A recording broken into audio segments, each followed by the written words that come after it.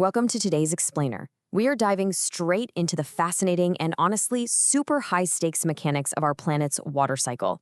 We're going to take a structured look at this massive global system, exactly how much water is actually out there, where it's hiding, how it moves around, and importantly, how our everyday human activities are rapidly throwing off the balance of the exact resource that keeps us alive. 1.4 billion cubic kilometers. Just let that sink in for a second. That is Earth's total water budget. It's a number so completely massive that it creates this incredibly powerful illusion of infinite abundance. I mean, when you look at the blue marble of our planet, it really kind of feels like we could never, ever run out of water, no matter what we do, right? But here's where things get really interesting and a bit scary. The stark reality is all about how that water is distributed.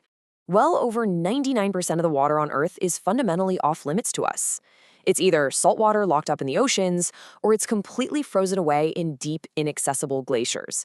Which means less than 1% of all that water is readily available freshwater for human use. Think about that.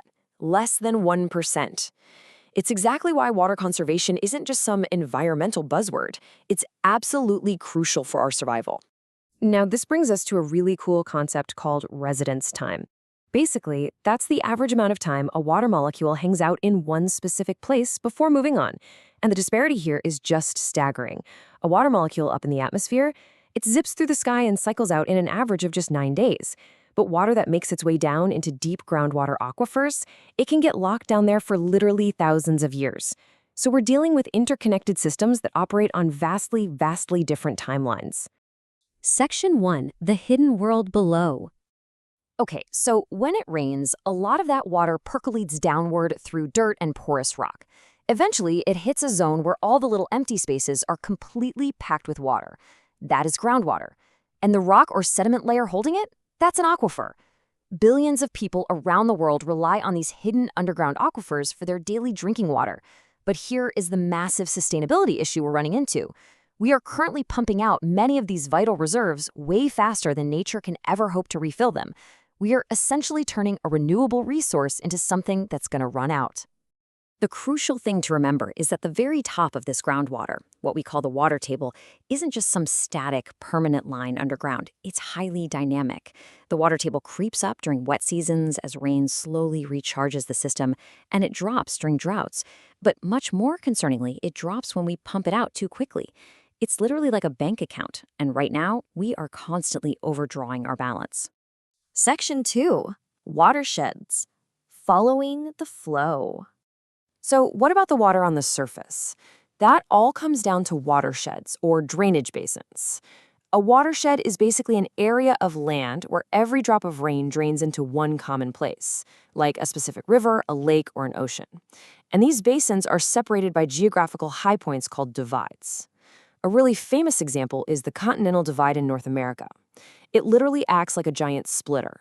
A drop of rain falling on one side heads west toward the Pacific Ocean, while a drop falling just a few inches away on the other side starts a completely different journey toward the Atlantic.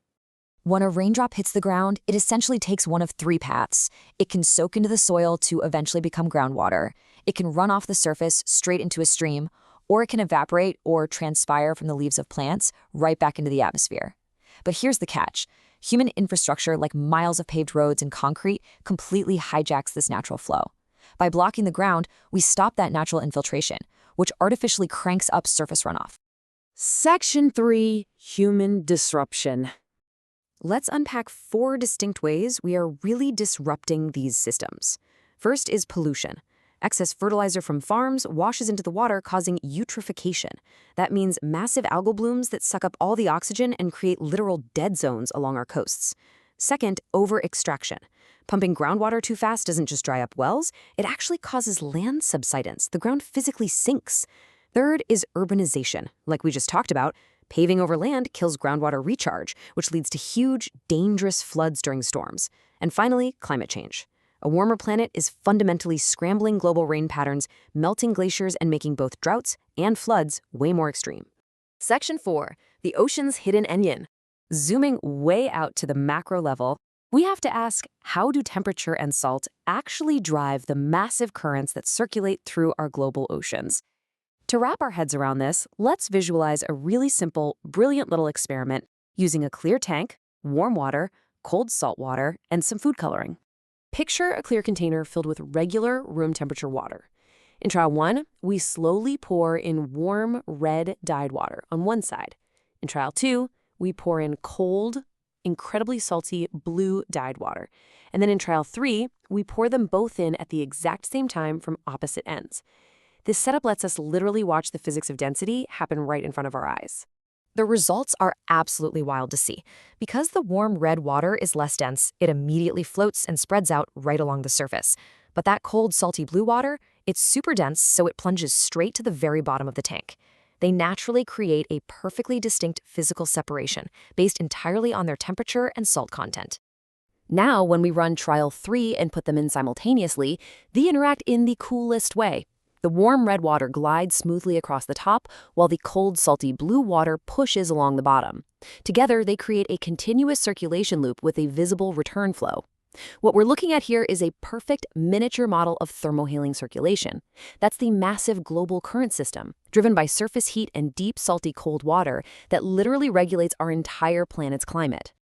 Which leaves us with one final, incredibly vital question today. If our planet's global ocean engine relies so heavily on that dense, cold, salty water sinking to the bottom, what exactly happens when massive amounts of polar ice melt, dumping millions of gallons of fresh, non-salty water directly into the oceans near the poles? How will that huge influx of fresh water change the density and ultimately disrupt the deep ocean currents that our entire global climate depends on? It is a complex, critical question for our future. Thank you so much for joining me for this explainer. I hope it gave you a really clear, structured new lens to look at our planet's incredible water systems